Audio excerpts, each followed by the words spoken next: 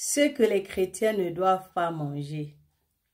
Ce que les chrétiens ne doivent pas manger.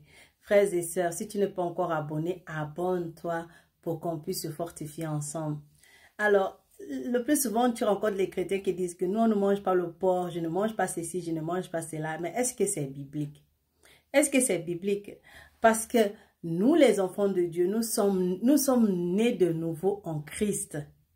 C'est pourquoi Jésus nous dit dans Matthieu chapitre 15, verset 10, à partir du verset 10, il dit, ayant appelé à lui la foule, il lui dit, écoutez et comprenez. Ce n'est pas ce qui entre dans la bouche qui souille l'homme, mais c'est ce qui sort de la bouche. C'est ce qui souille l'homme. Après, il dit, ne comprenez-vous pas, il dit au verset 17, ne comprenez-vous pas que tout ce qui entre dans la bouche va dans le ventre, puis est jeté dans les lieux secrets?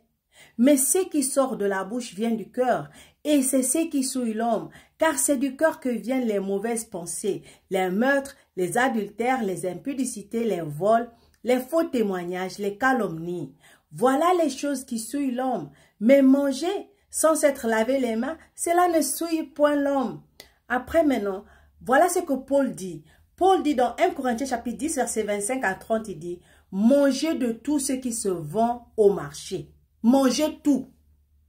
Peu importe le nom, peu importe que ce soit un animal de sacrifice ou pas, peu importe, mangez tout ce qui se vend au marché, sans vous enquérir de rien par motif de conscience.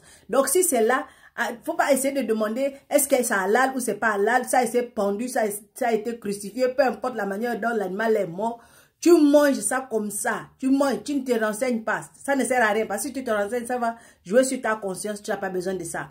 Car la terre est au Seigneur et tout ce qu'elle renferme. Si un non-croyant vous invite et que vous vouliez y aller, mangez de tout ce qu'on vous présentera, sans vous enquérir de rien, par motif de conscience. Mais si quelqu'un vous dit, ceci a été offert en sacrifice, n'en mangez pas, à cause de celui qui a donné l'avertissement.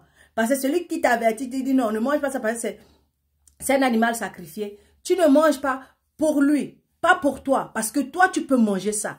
C'est ce que Paul veut dire ici. Je parle ici non de votre conscience, mais de la conscience de l'autre. Pourquoi? En effet, ma liberté serait-elle jugée par une conscience étrangère?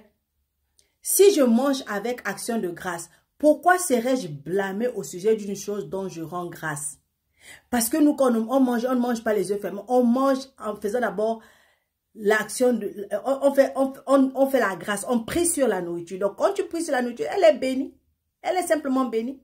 C'est pourquoi, dans sa lettre aux Colossiens, Paul dit, dans Colossiens chapitre 2, verset 16, que personne donc ne vous juge au sujet du manger ou du boire, et au sujet d'une fête, d'une nouvelle lune ou des sabbats.